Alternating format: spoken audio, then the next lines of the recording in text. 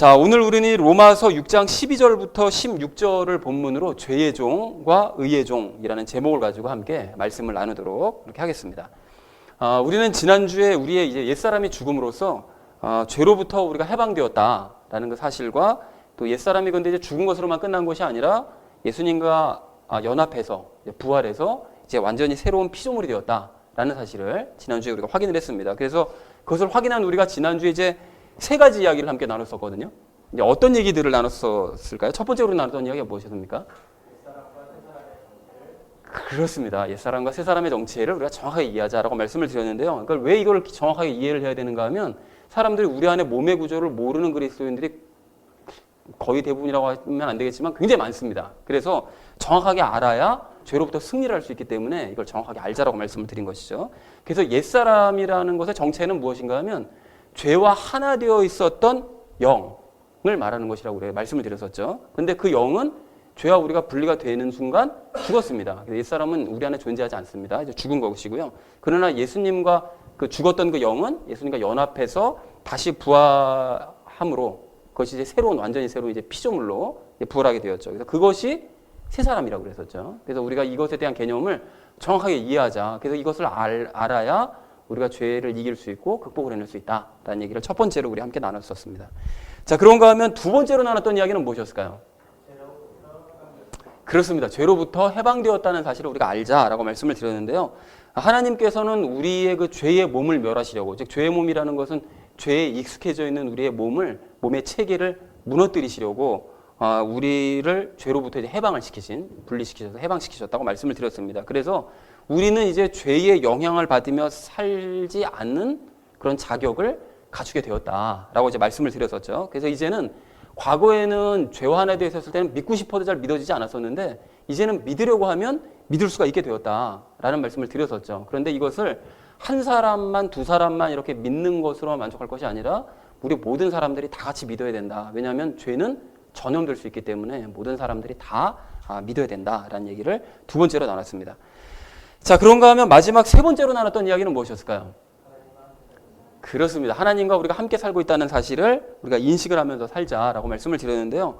우리는 죽은 것으로 끝난 것이 아니라 예수님과 연합해서 하나님 앞에서 우리가 살고 있죠. 그래서 우리가 이거를 늘 인식을 하면서 살려면, 내가 하나님 앞에 살고 있다는 걸 늘 인식하며 살려면 하나님에게서 눈을 떼지 말아야 되는데, 하나님에게서 눈을 떼지 않으려면 어떻게 되느냐. 그래서 예를 들었던 것이 그 여호수아가 요단강을 건너는 그 말씀을 예로 들었었죠. 그래서 모든 백성들이 요단강을 건널 때 하나님의 그 언약궤, 즉 하나님의 임재와 그분의 말씀에서 눈을 떼지 않았던 것처럼 우리도 역시 예수님께서 내 안에 계신다는 것에 눈을 떼지 말아야 되고 또 주시는 그 말씀에 눈을 떼지 말아야 된다. 그렇게 할 때 우리는 하나님께서 인도하시는 그 길을 따라서 우리가 가야 될 길을 알 수 있고 또 가고 있는 길을 알 수 있고 그 문제의 상황을 우리가 안전하게 통과할 수 있다라는 얘기를 우리가 마지막 세 번째로 함께 나눴습니다.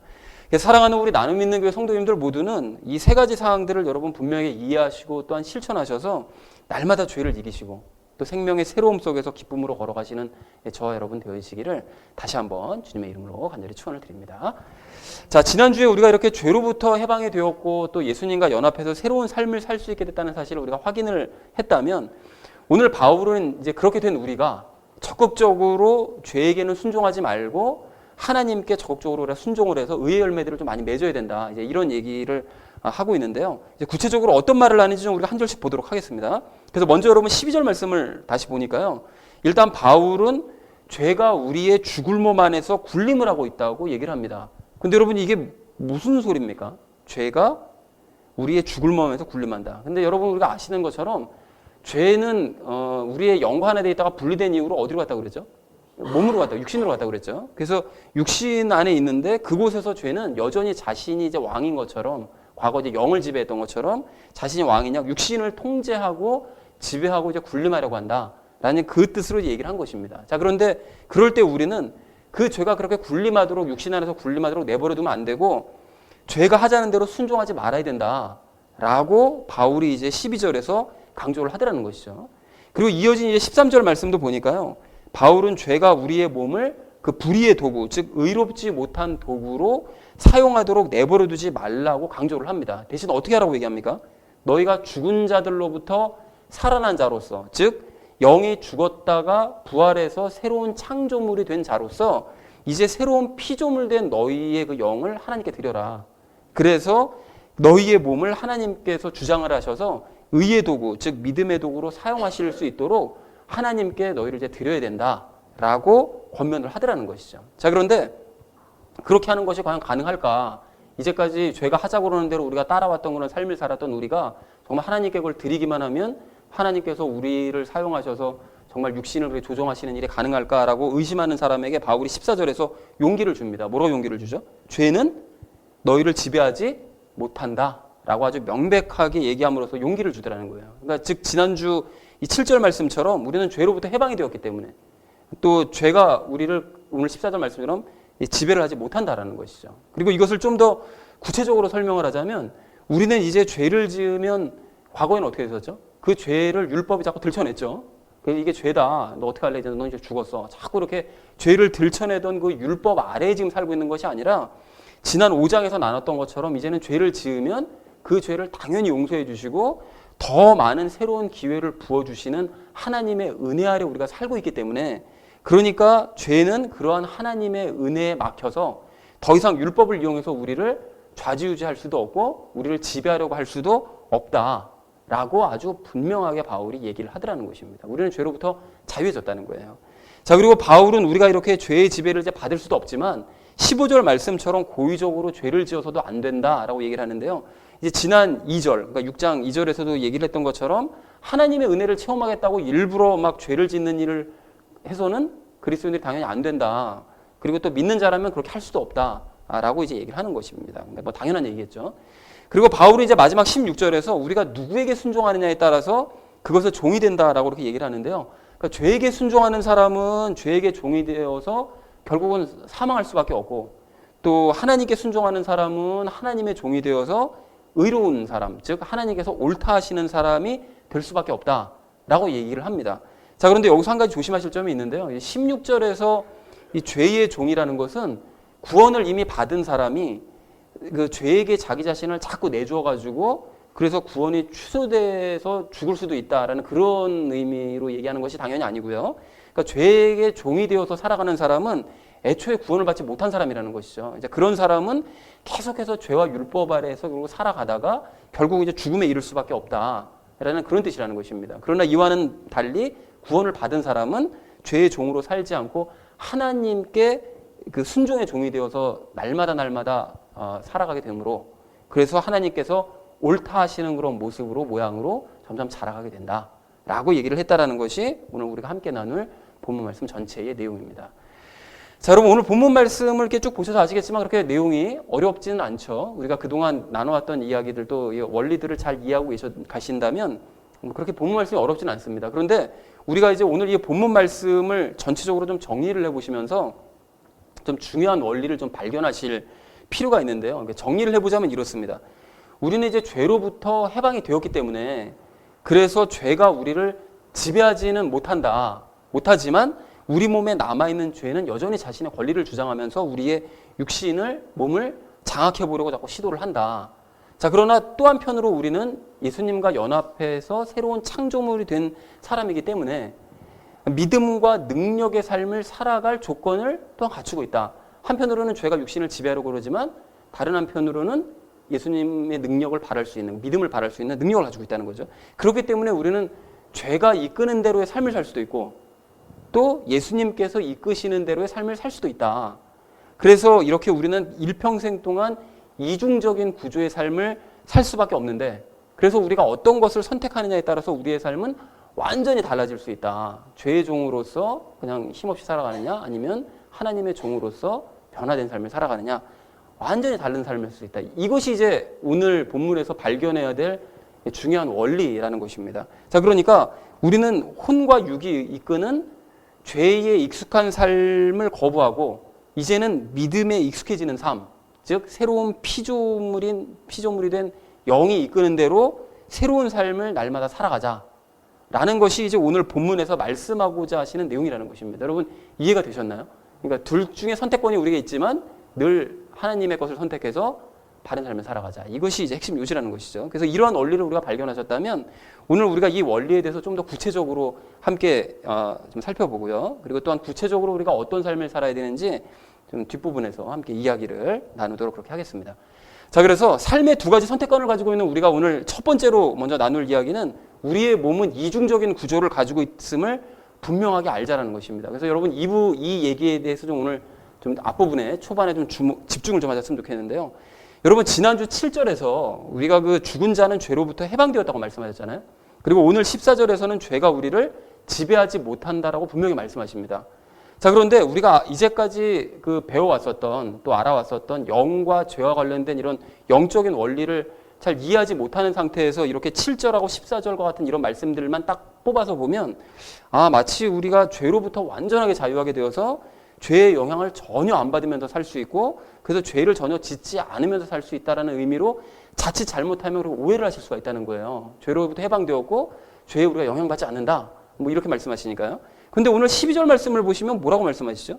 죄는 우리의 몸 안에서 굴림을 하려고 한다는 거예요.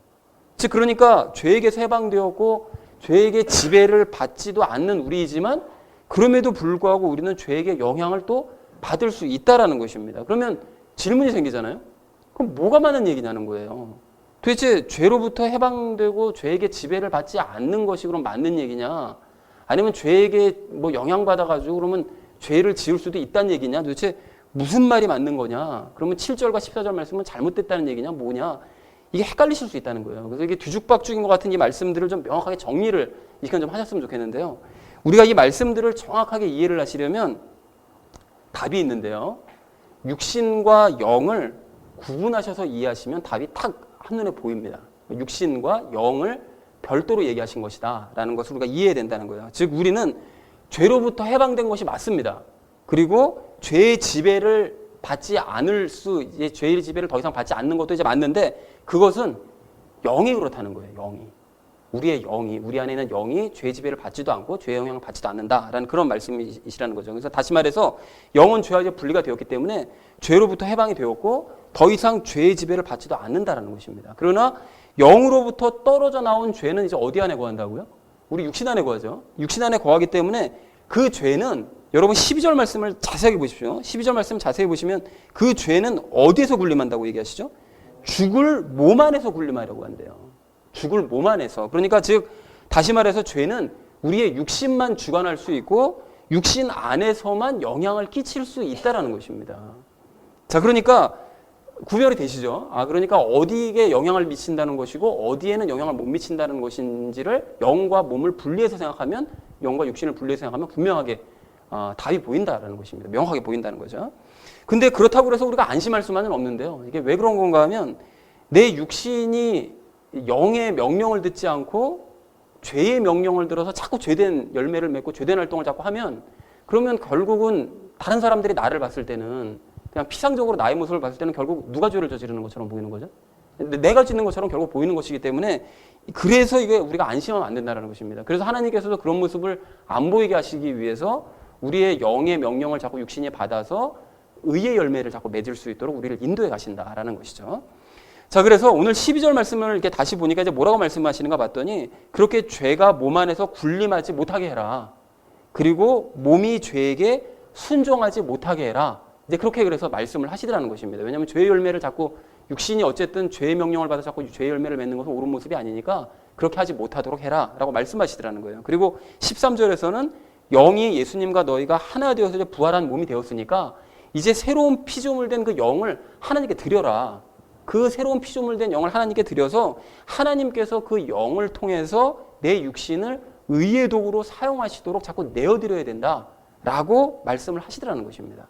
자, 그러므로 우리가 여기서 다시 한번 분명하게 명심하셔야 될 사실 뭐냐면 우리의 몸 전체 구조는 이렇게 새로운 피조물 된 영과 죄의 영향을 받는 육신으로 나뉘어진 이중 구조로 되어 있다는 사실을 다시 한번 여러분 분명하게 기억하실 필요가 있다는 것입니다.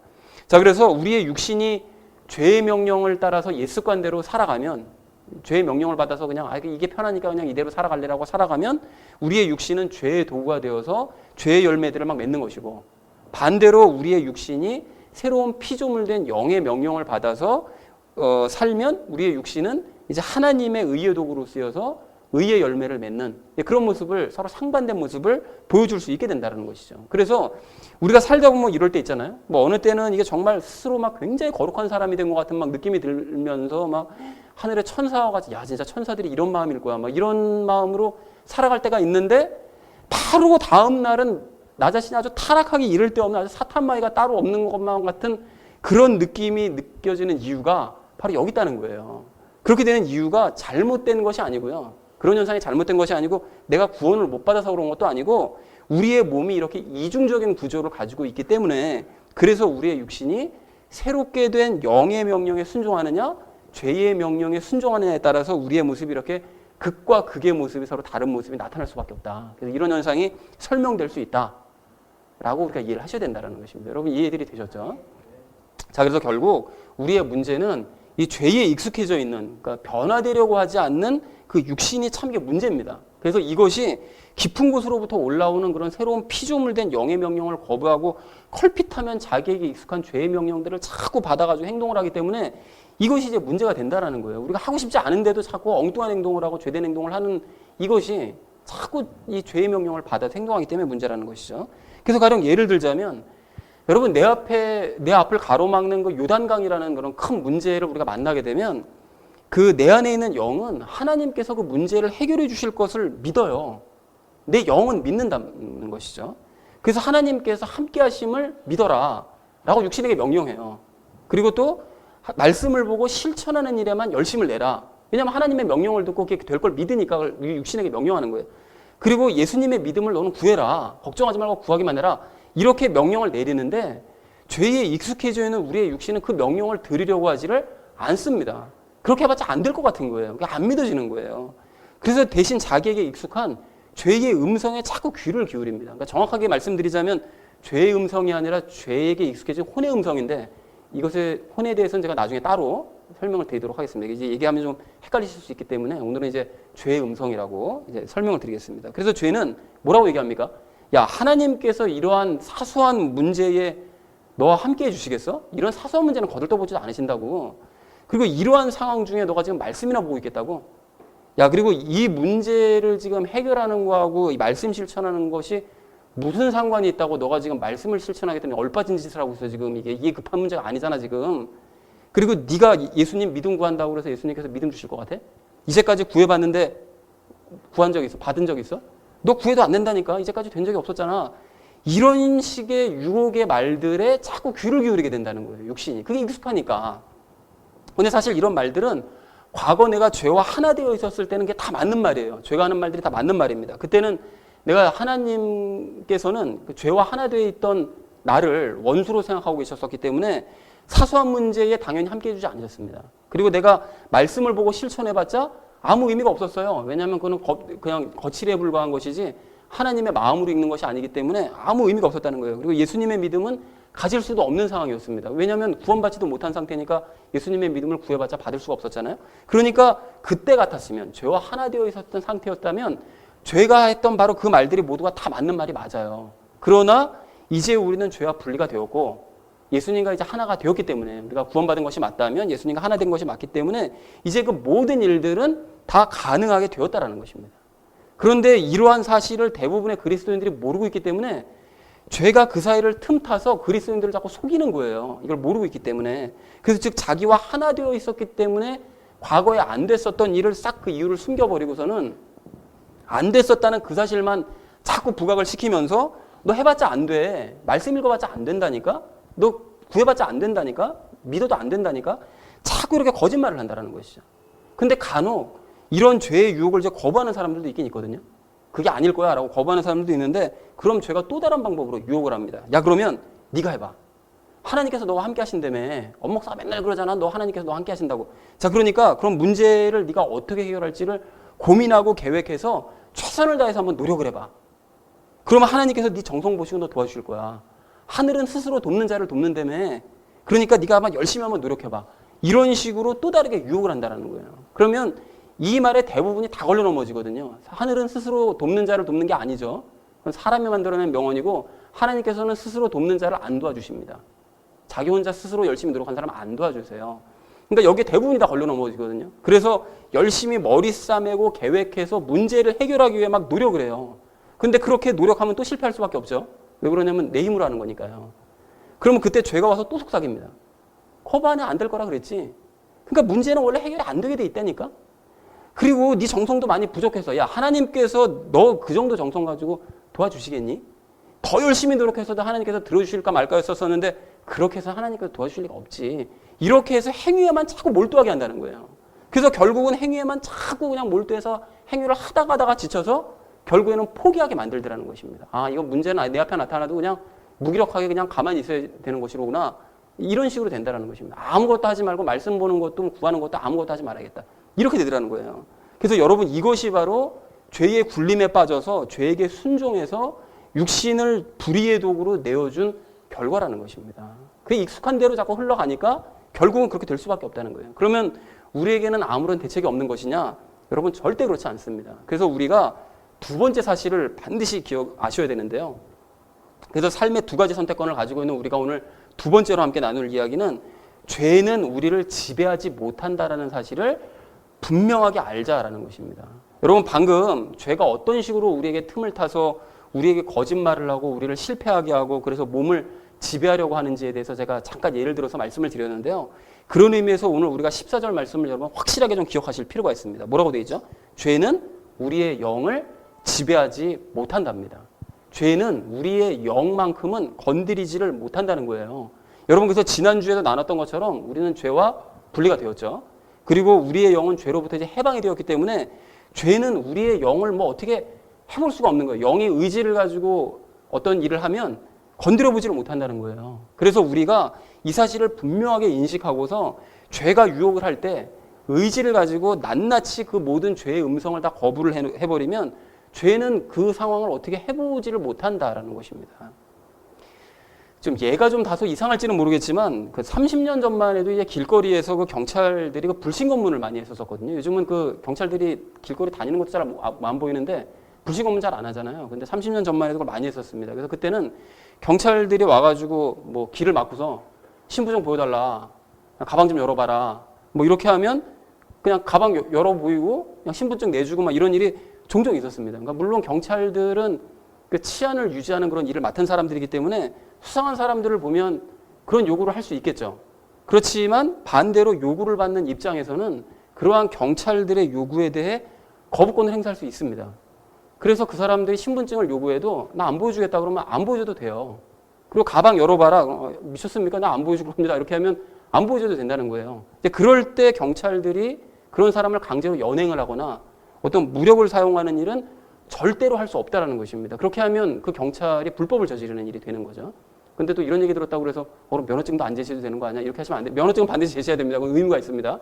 근데 불신검문에 대해서는 그렇다는 거예요. 불신검문에 대해서는. 근데 이게 원칙일 뿐 사실 과거에는 그렇지 않았잖아요. 그게 그냥 원칙에만 불과하지 공권력이 워낙 그때는 강해서 경찰들이 둘이 딱 조를 이뤄가지고 다가와서 강압적인 분위기하에 신분증 딱 요구하면 그 요구에 응할 수밖에 없는 분위기였어요. 사실은 30년 전만 해도. 그래서 그러한 요구를 또 거부해도 된다라는 그런 정보도 잘 몰랐었죠. 그때 당시에는. 그래서 과거 대학 시절에 잠깐 이제 머리를 좀 이렇게 많이 기르고 다녔었을 때는 저도 수시로 불신검문 당했거든요. 하루에 다니면서 3번을 당한 적도 있습니다. 그냥 왜 이렇게 경찰들이 많았죠. 그때는. 다니면서 그렇게 당했는데 그때는 게 뭐 당연한 건 줄 알고 내놓으라고 그러니까 그냥 신분증 내보여주고 가방 검사는 가방 다 보여주고 좀 지금 생각하면 굴욕적인데 그걸 다 보여주고 그랬다는 거죠. 근데 더 황당했던 것은 제 신분증을 보더니 막 폭주적 명단에다가 이 명단을 적고 있더라고요. 어처구니가 없는 그런 일들을 했는데요. 지금 같았으면 당연히 그런 요구들을 이제 거부를 했겠죠. 얘가 어쨌든 좀 그렇긴 했는데 죄의 행태가 여러분 바로 이렇다라는 것입니다. 죄의 행태가 황당한 것을 우리에게 요구한다는 거예요. 그러니까 죄는 우리에게 겁을 주기도 하고 유혹을 하기도 하면서 우리의 육신을 자꾸 장악하고 굴림하려고 해요. 그런데 우리가 죄와 하나 되어 있었을 때는 그러한 죄의 유혹과 겁박을 잘 인식하지도 못했고 이것이 겁박하는 건가? 뭐 이것도 인식하지도 못했던 데다가 당연한 줄로 알았기 때문에 그 명령에 따를 수밖에 없었어요. 그래서 이렇게 해 그러면 그렇게 하고 신분증 내보여 그럼 내보이고 그게 뭐 당연한 건 줄 알았었지만 이제는 우리가 죄와 분리가 되었기 때문에 죄로부터 해방이 되었기 때문에 또 죄는 우리를 더 이상 지배를 할 수 없기 때문에 우리는 그 사실을 분명히 알고서 이제 죄의 유혹과 명령을 당연하게 마땅하게 거부해야 된다는 것입니다. 거부할 수 있고 거부해야 마땅하다는 거예요. 그리고 우리가 그렇게 거부하면 죄는 아무런 힘을 쓸 수가 없어요. 경찰들이 불신 검문할 때 우리가 거부하면 그 사람들이 더 이상 우리를 어떻게 해볼 수 없는 것처럼 마찬가지로 죄 역시 아무런 힘을 쓸 수가 없다는 것입니다. 여러분 이것을 아는 것이 너무나 중요해요. 이걸 몰라가지고 불신 검문에 응해가지고 가방 열어보면 이게 정말 억울한 일인 것처럼 죄에게 속아가지고선 죄가 하라는 대로 하는 일이 정말 너무나 억울한 일이라는 거예요. 이걸 그래서 아셔야 된다는 거죠. 자, 그래서 이제 우리는 우리 안에서 죄가 유혹하는 음성이 이제 들리면 의도적으로 그 각각에 대해서 부인을 해야 됩니다. 어떻게 부인해야 됩니까? 가령 앞에서 말씀드린 것처럼 죄가 야 하나님께서 너의 이렇게 사소한 문제 가지고 이거 하나님께서 함께 해주실 것 같아? 이런 식으로 얘기를 하면 이제 의도적으로라도 하나님께서는 이런 사소한 문제 가운데서 이제 나와 함께 해주셔. 이렇게 믿음으로 선포를 해야 된다는 거예요. 여러분 또한 이런 상황 중에 너 말씀이나 보고 있는 거 이거 시간 낭비야. 야 그리고 지금 이런 상황 중에 지금 말씀 가지고 실천하는 게 문제 해결이랑 무슨 상관이 있다고 이런 정신없는 짓을 하고 있니? 이런 음성이 들리면 아니야 이런 상황 중에 내가 할 수 있는 일은 말씀 보는 거야. 그리고 내가 말씀을 실천하는 일에 전념하면 문제는 하나님께서 해결을 해주셔 라고 믿음으로 반박을 해야 된다는 것입니다. 또한 죄가 야 예수님 믿음 구해봐야 너 안 돼. 너 이제까지 된 적 없었잖아. 야 문제를 해결하려면 네가 열심히 노력해야지. 더 열심히 노력하지 않으면 하나님 안 도와주신다. 이런 식으로 얘기를 하면 아니야 절대 그런 게 아니야. 이제까지 예수님의 믿음을 구해도 안 됐던 것은 죄 너랑 하나 돼 있었기 때문에 내가 안 됐던 것이었던 거지. 그리고 예수님과 하나 됐다는 사실을 내가 몰랐기 때문에 이제까지 못 구해서 내가 못 받았던 거지. 이제 나는 예수님과 하나 돼 있기 때문에 예수님 믿음 구할 수도 있고 구하면 받을 수도 있어. 그리고 이제 나는 더 이상 문제 해결을 위해서 내가 노력하지 않을 거야. 예수님께서 해결해 주실 것을 믿고 기다릴 거야. 라고 선포하면서 죄의 음성을 낱낱이 부인해야 된다는 것입니다.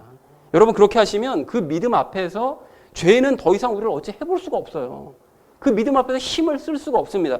그럼 하나님께서는 우리의 믿음대로 문제를 해결을 해주신다는 것입니다. 그래서 사랑하는 우리 나눔 있는 교회 성도님들 모두는 과거에는 안 믿으셨는지 모르겠지만 또한 믿어봤자 안 된다는 것을 당연하다고 생각하셨는지는 모르겠지만 이제 그것은 죄와 하나 되어 있었을 때의 일이었다는 사실을 분명히 여러분 명심하시고 이제는 죄는 더 이상 우리를 지배하지 못한다 라는 오늘 14절 말씀을 분명히 기억하셔서 이제 믿는 것을 당연하게 생각하시고 믿으면 반드시 된다라는 것을 당연하게 생각하시는 성도님들 되시기를 바랍니다. 여러분 과거에는 믿음을 부인했는지 모르지만 이제는 불신을 부인하심으로써 믿음대로 되는 역사를 체험하시는 저와 여러분 되어주시기를 주님의 이름으로 간절히 축원을 드립니다. 자, 삶의 두 가지 선택권을 가지고 있는 우리가 오늘 마지막 세 번째로 함께 나눌 이야기는 믿음의 새 습관을 들이자라는 것입니다. 여러분 방금 말씀드렸던 것처럼 죄는 우리의 영을 지배하지 못합니다. 그래서 죄가 우리의 혼과 육신을 이용해서 막 이제 발악을 할 때 우리가 예수님과 하나 된 영으로 그 죄의 유혹들을 의도적으로 거부하고 예수님께 순종하려고만 하면 그러면 우리는 예수님의 능력을 체험할 수 있다라고 이제 말씀을 드렸죠. 자, 그리고 이러한 능력을 이제 지속적으로 체험할 수 있는 방법은 바로 이제 당연히 믿음인데요. 그래서 우리는 이제까지 죄 때문에 사실은 믿지 않는 삶을 살아왔었고 또 믿지 않는 것에 너무 익숙한 삶을 살아왔어요. 믿어봤자 안 된다. 또 믿어도 안 되니까 믿지도 않겠다. 이런 것에 너무 익숙해져 있었기 때문에 하나님께서는 우리의 그러한 옛 습관으로 자리 잡은 그 죄의 영향을 깨버리시기 위해서 지난주에 말씀드렸듯이 죄의 몸을 멸하시기 위해서 죄에게 너무 익숙해져 있는 이 몸 상태의 그 체계를 이제 무너뜨리시기 위해서 믿음을 새로운 습관으로 드릴 수 있도록 우리에게 자꾸 믿을 수 있는 기회들을 자꾸 주신다라는 거예요. 그래서 하나님께서는 우리가 요단강을 건너는 것 같은 문제들을 이제 만날 때마다 그 문제가 중요한 게 아니에요. 문제는 속임수예요. 우리 삶 앞에 나타나는 그런 문제들은 사실은 그 속임수고 그 문제 너머에서 하나님께서 가지고 계신 목적은 따로 있습니다. 우리가 어떻게 하면 요단강을 그래서 잘 건널 수 있는지 구체적인 방법을 하나님께서 우리에게 설명해 주지 않으세요. 그거는 도구니까, 그거는 껍데기니까, 그건 설명해 주시는 것이 아니라 그 문제를 통해서 믿음의 기회들을 자꾸 주신다라는 것입니다. 그래서 즉 문제 자체와는 상관없어 보이는 일들, 즉 하나님께서 함께 하신다는 사실을 믿어라. 이걸 요구하세요. 아니 지금 요단강 가라는 거하고 하나님께서 함께 하시는 것과 이게 무슨 상관이 있습니까? 상관이 없는 것 같잖아요. 근데 그걸 믿으라고 요구를 하시는 거예요. 믿음의 기회를 주시는 거예요. 그리고 말씀을 묵상하고 실천하는 일에 전념해라. 이걸 요구하세요. 아니 요단강 가라는 것과 말씀 실천하는 게 또 무슨 상관입니까? 상관이 없는 것 같지만 너는 그러니까 그거를 실천 한번 해보라고. 그걸 믿고 실천 한번 해보라고. 이걸 요구하신다는 거예요. 그리고 하나님께서 행하실 것을, 문제를 해결해 주실 것을 믿어라 라고 요구하시면서 계속해서 우리에게 믿음의 기회들을 주시고 도전을 하신다는 것입니다. 그리고 우리가 그러한 믿음의 기회들을 붙잡아서 그래, 문제는 정말 심각하지만 문제보다 하나님께서 하라고 하시는 것을 믿고 한번 실천해 봐야겠다 라고 그 믿음의 기회들을 붙잡아서 요단강을 안전하게 건너는 체험을 하고 나면 하나님께서는 우리로 하여금 어떻게 하시죠? 아, 믿으면 되지 않니? 믿으니까 되잖아. 이것을 확신을 갖게 하시고 이어서 또 다른 믿음들을 또 기회들을 또 주신다는 거예요. 그래서 여러분 가령 요단강을 건넌 이후에 여리고성을 공략하는 그런 문제 때문에 고심하고 있는 그 여호수아에게 하나님께서 무엇을 명령하시죠? 어떻게 싸워야 될지 전술을 가르쳐 주시거나 여리고성의 구멍을 어떻게 뚫어야 되는가 이것에 대해서 방법을 말씀해 주시는 것이 아니라 전혀 생뚱맞게도 할례 받아라, 할례 시켜 모든 백성들, 그리고 유월절 예식을 지켜 행해, 이거를 명령하시더라는 거예요. 그러니까 계속해서 문제에는 너 주목하지 말고 하나님과 친밀하게 관계 맺는 일에만 너는 주목하고 그 일에만 열심을 내어라 라고 명령을 하시더라는 것입니다. 그러니까 하나님께서는 그렇게 여호수아에게 또다시 믿음의 기회들을 주신 것이고 따라오라고 말씀하시더라는 거예요. 그래서 여호수아가 어떻게 했었죠? 여리고성을 무너뜨리는 것과는 아무런 상관도 없어 보이는 그런 할례 행하는 일, 유월절 예식을 행하는 일, 그거에만 열심을 냈죠. 그랬더니 하나님께서 어떻게 하셨습니까? 일단 여호수아를 만나 주시고 그래서 종으로 삼아 주셔서 여리고성을 확실하게 정복할 수 있도록 만들어 주시겠다라는 확신을 주시라는 거예요. 근데 확신만 주신 것이 아니라 여리고성을 실제로 무너뜨리는 일을 할 때도 하나님께서는 여호수아에게 또다시 계속해서 믿음의 기회들을 주시는데요. 여리고성에 손 하나 대지 말라는 거예요. 그리고 전혀 여리고성이 무너뜨려질 것만 같지 않은 그 방법을 말씀해 주시는데 여리고성을 돌기만 하라는 거예요. 그 일에만 열심을 내라는 거예요. 그래서 인간적으로 생각하면 성 주변을 날마다 도는 일은 이건 여리고성을 무너뜨리는 일과는 아무런 상관이 없는 일인 것처럼 보이잖아요. 그런데 그럼에도 불구하고 여리고성을 무너뜨리기 위해서 필요한 것은 오직 믿음이었기 때문에 하나님께서는 황당할지라도 여리고성을 날마다 도는 일에 열심을 내라고 명령을 하시면서 여호수아에게 또다시 믿음의 기회들을 주시더라는 것입니다. 그러니까 하나님은 문제 해결이 중요한 것이 아니라 그 문제를 통해서 믿음을 갖는 일을 중요하게 생각하시는 거예요. 자꾸 믿음의 기회들을 주시는 거죠. 그래서 여호수아가 하나님의 말씀을 또 한 번 믿고서는 그대로 행했더니 여리고성이 무너지더라는 거예요. 문제 해결은 따라오는 것이더라는 것입니다. 자, 그러니까 하나님께서는 문제가 앞에 놓일 때마다 그 문제를 해결할 수 있는 구체적인 방법을 말씀해 주시는 것이 아니라 계속해서 믿음에만 전념할 수 있도록 계속해서 기회를 주시고 그러한 기회들에 응하여 믿기만 하면 문제를 해결해 주심으로써 아예 믿음을 습관을 들일 수 있도록 만들어 가시더라는 것입니다. 자, 그런데 이러한 원리는 이제 우리에게도 마찬가지로 똑같이 적용될 수가 있는데요. 하나님께서는 내 삶의 문제를 해결하는 것을 목표로 삼고 계시지 않으세요. 우리는 삶을 살아가다가 문제가 앞에 맞닥뜨리게 되면 그 문제 해결에 총력을 기울이잖아요. 이것이 해결되지 않으면 내 인생 끝나는 것처럼 그 문제에 해결에 총력을 기울이는데 우리 하나님은 거기에는 그렇게 큰 관심이 있지 않으십니다.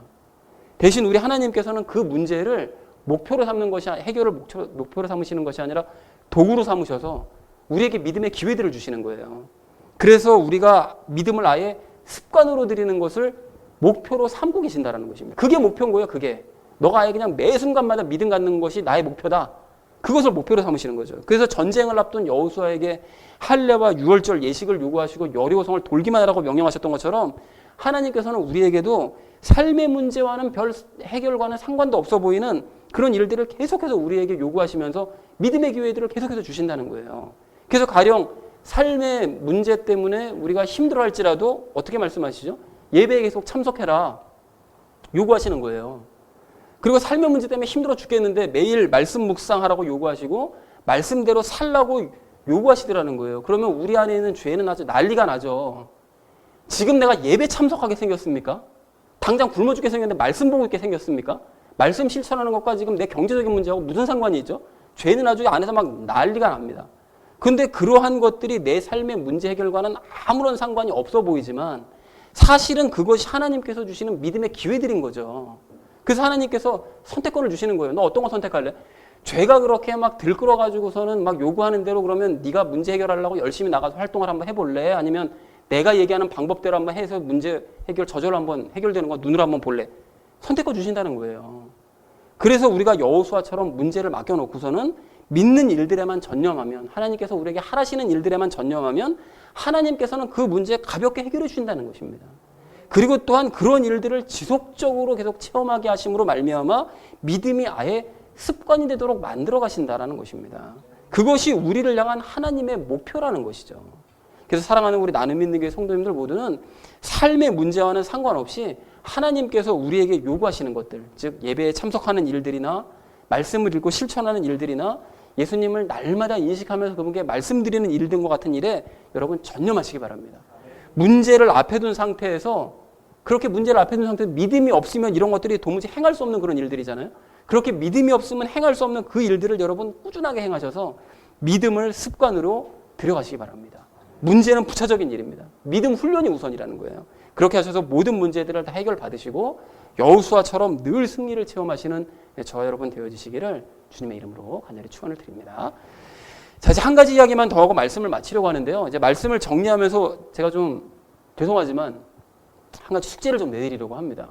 여러분, 오늘 우리가 이제 함께 나눈 것처럼 우리의 몸은 구원받은 이후에 이중적인 구조를 갖게 됩니다. 필연적으로 그렇게 될 수밖에 없는데요. 그러니까 우리의 육신과 혼은 과거 죄에 익숙한 삶을 살려고 하지만 우리의 영은 죄와 분리가 되었기 때문에 죄를 거부하려고 한다는 것이죠. 그러니까 극과 극의 그런 모습으로 서로 우리는 활동하고 있다는 거예요. 그래서 우리는 이제 더 이상 죄가 시키는 말에 귀를 기울임으로써 죄의 종으로 살 것이 아니라 이제는 예수님과 하나 된 영의 그 명령에 귀를 기울임으로써 하나님의 종, 의의 종으로서 이제 완전히 새로운 삶을 살아야 된다는 것입니다. 그렇게 말씀을 드렸죠. 그리고 우리가 이러한 원리를 알았다면 여기서 아주 이제 중요한 사실 한 가지를 여러분 깨달으셔야 되는데요. 여러분, 지금 내가 하고 있는 이런 말과 행동들, 평상시에 내가 하고 있는 이런 말과 행동들이 사실은 죄에 물든 것들이고 또한 옛 습관에 해당된다는 사실을 우리가 깨달아야 된다는 것입니다. 여러분, 왜 그렇습니까? 오늘 우리가 함께 나눴던 이런 원리를 우리가 정확하게 알기 전까지 우리는 이제까지 사실은 죄가 말하게 함을 따라 말하고 죄가 행하게 함을 따라 행하는 죄에 익숙한 삶을 살았었기 때문이라는 것입니다. 여러분, 맞습니까?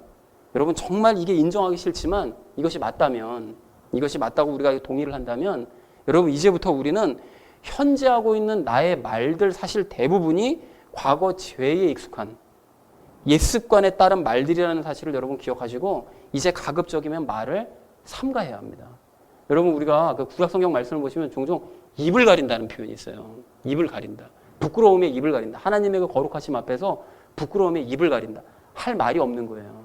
입을 열으면 다 죄에 익숙한 말들이니까. 그리고 또한 현재 내가 하고 있는 행동들 대부분도 사실은 죄에 익숙한 옛 습관에 따른 행동들이라는 사실을 여러분 아시고 이제 모든 행동들에게도 통제를 걸기 시작해야 된다라는 것입니다. 살던 대로 사시는 것이 아니라 하나씩 하나씩 이제 통제에 들어가셔야 된다는 거예요. 그리고 이제는 예수님과 하나 된 새로운 피조물로서 믿음으로 말하고 믿음으로 행동하는 새로운 습관들을 들여가셔야 된다라는 것입니다. 여러분, 그래서 가령 예를 들자면요. 제가 이제 몇 주 전에 겪었던 것처럼 요즘에 그 정치 상황들, TV나 뭐 인터넷이나 뭐 신문이나 이런 상황들을 이렇게 보시면 어떻게 되죠? 일단 욕부터 나오죠. 손가락질을 하지 않을 수가 없다는 거예요. 사실 저도 그러거든요. 그렇게 되는데요. 그런데 그렇게 욕하고 손가락질하는 모습이 사실은 예전엔 당연했는데 그것이 사실은 당연한 것이 아니라 사실은 이것이 죄에 익숙한 믿음 없는 모습이라는 사실을 우리 모두가 깨달아야 된다는 것입니다. 여러분, 이것이 왜 믿음 없는 모습입니까? 이게 왜 믿음 없는 것이냐면 하나님께서 정치 상황을 해결해 주실 것을 믿지 못하니까 또 단시간 내에 해결해 주실 것이 믿어지지 않으니까 이게 막 마음이 조급해지는 거잖아요.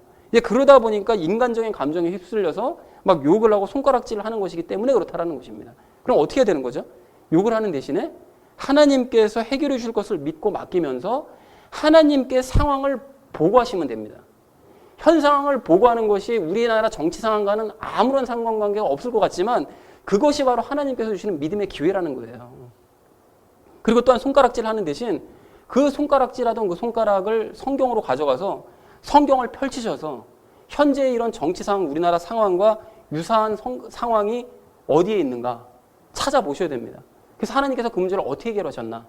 이 상황을 보시면서 그러면 이렇게 해결하셨으니 난 하나님께서 이렇게 해결해 주실 것을 믿으면서 손을 모아 기도해야 된다는 것입니다. 말과 행동이 바뀌어야 된다는 거죠.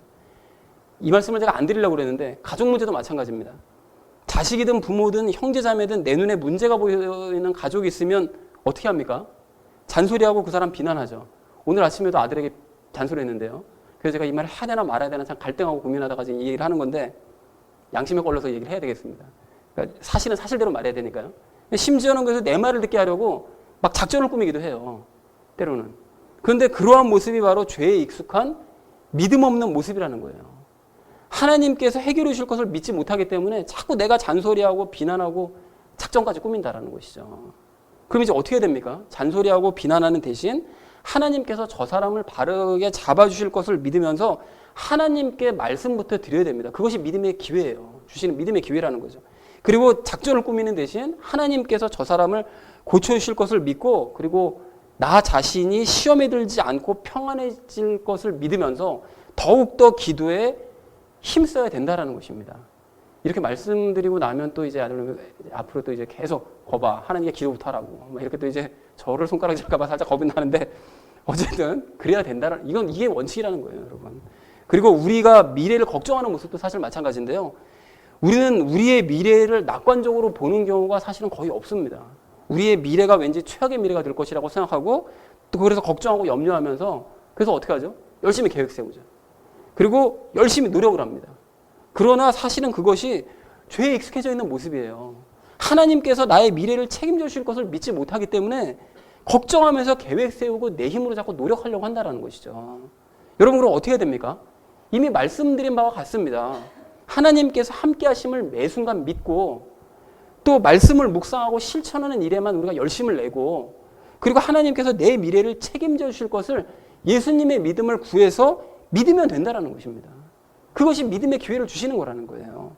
그래서 이런 식으로 우리는 나의 말과 행동들이 이제까지 너무나 익숙하게 해왔던 너무나 그냥 당연하게 해왔었던 이런 말과 행동들이 과거 죄의 영향을 받은 말과 행동들인지 아니면 이것이 새로운 영에 의한 믿음의 말과 행동들인지를 삶 가운데 샅샅이 찾아내야 된다는 것입니다.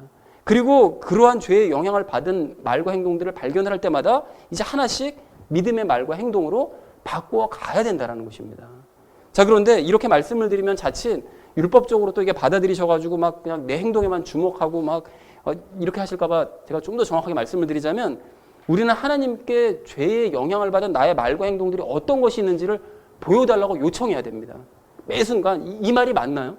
이 행동이 맞나요? 이거를 계속 요청해야 된다는 거예요. 그리고 그것을 보게 되면 보여주시면 정말 깊이 고민해야 됩니다. 내가 지금 이런 말과 이런 행동을 하면서 이제까지 살아왔구나. 이것에 대해서 여러분 깊이 고민하시고 고쳐지기를 소망하시되 그것을 내가 고쳐보려고 할 것이 아니라 예수님께서 고쳐주실 것을 믿으면서 여러분 기도하셔야 된다는 것입니다. 그렇게 여러분 하심으로써 나의 말이 점차 믿음으로 말하고 행하는 삶이 될 수 있도록 변화되어 가야 된다는 것이죠. 그래서 궁극적으로는 우리 모두가 다 예수님을 닮은 모습으로 바뀌어야 된다는 것입니다. 당연히 이런 일들이 여러분 들어보시니까 하루 이틀 만에 이루어질 일이 아닌 큰 작업이라는 게 느껴지잖아요.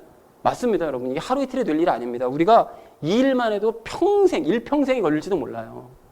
여러분, 그리고 사실은 이것이 우리 그리스도인들이 전념해야 될 가장 큰 일입니다. 여러분, 그리스도인들은 정치나 하러 다니고 돈이나 벌러 다니고 돈 버는 일에만 몰두하고 단기 선교를 핑계로 여기저기 놀러 다니고 자기 만족감에 취해가지고 봉사하고 반대로 게을러가지고 아무 일도 안 하려고 그러고 복 받으려고 전도하려고 그러고 신앙 연수나 가지고 어깨에 힘이나 주려고 하는 이런 일을 해야 될 사람들이 아니라는 것이죠. 그럼 허튼 일에 힘써야 될 사람들이 아니라 그리스도인들은 자신의 변화를 위해서 일평생 예수님과 함께 땀 흘리며 수고하는 일에 전념을 해야 될 사람들이라는 것입니다. 여러분, 그래서 결과적으로 성령님의 열매들을 맺어야 되는 것이고 예수님의 재림과 심판을 준비를 해나가야 된다는 것이죠. 이제 그렇게 준비를 할 때가 됐어요, 우리 모두가. 자, 그리고 이렇게 거룩한 삶을 살기 위해서 전념을 하면 여러분 어제 큐티 말씀 기억하시잖아요? 나사로인들이 그렇게 일정한 기간 동안을 정해놓고 열심을 다해서 거룩한 삶을 살려고 하면 하나님께서 마지막에 어떻게 하신다고 그러시죠? 그런 사람에게 복을 주신다라고 분명하게 말씀하시더라는 것입니다. 자, 그래서 사랑하는 우리 나눔 있는 교회 성도님들 모두는 이제 죄로부터 해방이 되셨기 때문에 죄가 더 이상 우리를 지배할 수 없다라는 사실을 여러분 분명히 기억하시기 바랍니다. 여러분, 그리고 그것을 아셨다면 이제 죄에 익숙했던 이런 모든 말과 행동들이 다 믿음의 말과 행동들로 변화되기를 소망하시고, 그렇다면 믿는 일에만 전념하셔서 예수님을 닮아가시는 우리 모두가 되어지기를 간절한 마음으로 소망합니다. 여러분, 그렇게 하셔서 하나님께 매 순간 보호받으시고 은혜 받으시고 평강을 누리는, 복을 받아 누리시는, 나사렛이 받았던 그 복을 그대로 받아 누리시는 복된 성도님들 되어지시기를 주님의 이름으로 간절히 축원을 드립니다. 우리 함께 기도하겠습니다.